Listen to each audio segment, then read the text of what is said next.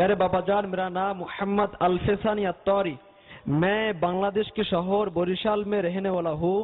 میرا سوال یہ ہے کہ مدینہ منورہ میں جب حضور انوار صلی اللہ تعالی علیہ وسلم کے روضہ انوار میں دعا کرنا ہے، کیا روضہ پر نور انوار کو سامنے رکھ کے دعا کرنا، نہ پیٹ پھیر کے دعا کرنا، کون سی والا صحیح ہے؟ سرکار صلی اللہ تعالی علیہ وسلم کے چہرے انور کی طرف کھڑے ہو کر دعا مانگنا چاہیے کہ پیٹھ کرنا بے ادبی ہے۔ دیکھو، موقع کی مناسبت سے تھوڑا عقل کو اپنے جھٹکا مار دے تو سمجھ آ جائے گی۔ السلام علیکم، یہ کیا ہے؟ دعا ہے یا نہیں ہے؟ تم پر سلامتی ہو۔ اب یہ کیا ہے؟ کسی بزرگ کے پاس آپ جاؤ گے تو سلام کرنے سے پہلے کیا اس کو پیٹ کرو گے؟ اس کو پیٹ دکھا کر السلام علیکم بولو گے یا اس کے سامنے منہ کر کے بولو گے؟ ٹھیک ہے نا؟ تو یہ ہم سلام بھی عرض کریں گے تو سرکار کی طرف چہرہ ہو، اور دعا بھی مانگیں گے تو سرکار کی طرف چہرہ ہونا چاہیے۔ کہ یہ آداب میں سے، قبولیت کے آداب میں سے، کہ ولی کے قرب میں دعا قبول ہوتی ہے۔ تو جو نبی ہو اور نبیوں کا بھی نبی ہو اور نبیوں کا سردار ہو، اس کے قرب میں دعا کیوں قبول نہیں ہوگی؟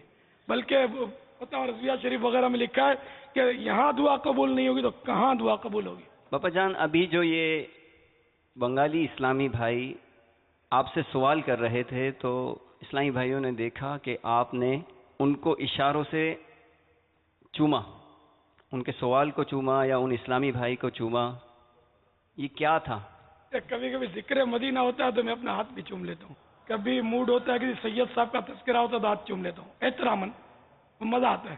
وہ ذکر مدینہ ایک تو یہ کر رہا تھا، دوسرا اس کا انداز بڑا میٹھا لگ رہا تھا۔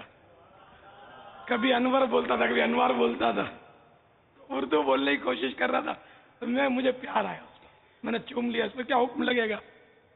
انشاءاللہ ثواب ملے گا۔ مجھے لگتا ہے وہ پیارا، مجھے لگتا ہے وہ میٹھا، مجھے لگتا ہے وہ پیارا، مجھے لگتا ہے وہ میٹھا، امام زلف سر پہ اور جو داڑھی سجاتا ہے، امام زلف سر پہ اور جو داڑھی سجاتا ہے۔ ایک اور میری خصلت بتاتا ہوں، کوئی مسئلہ نہیں بتا رہا ہوں۔ مجھے غریب زیادہ اچھے لگتے ہیں مالداروں کے مقابلے میں۔ یہ ایک میری فطرت ہے، میری سینس ہے۔ یہ اس کا کوئی شرعی مطلب نہ اس پر کوئی کلام ہے، نہ منع ہے، نہ واجب ہے۔ یہ مجھے غریب اچھے لگتے ہیں مالداروں کے مقابلے میں، میری طبیعت کو پسند ہے۔ بنگلہ دیش میں غریب زیادہ ہے، بہت مطلب غربت ہے وہاں، اور دین کے کاموں میں زیادہ تر غریب ہی وقت دیتے ہیں۔ مالدار اگر دیتے بھی ہیں تو پیسہ دیتے ہیں، وقت کم دیتے ہیں۔ یہ تو بالکل یعنی کہ طے شدہ بات ہے۔ یہ جتنے بیٹھے ہیں ان میں بھی اگر آپ وہ چھانٹی کرو گے تو مشکل ہے کہ کوئی اربوں پتی ملے آپ کو، یہ بیچارے غریبڑے ملیں گے۔ یہ کوئی مالداروں کی مخالفت نہیں ہے، لیکن مالداروں کی مخالفت ہے بھی تو ان کے لیے چوٹ ہے کہ تم بھی آؤ، دین کا کام کرو، تاکہ مسلمانوں کو میٹھے میٹھے لگا کرو۔ اور جن کا بھری دنیا میں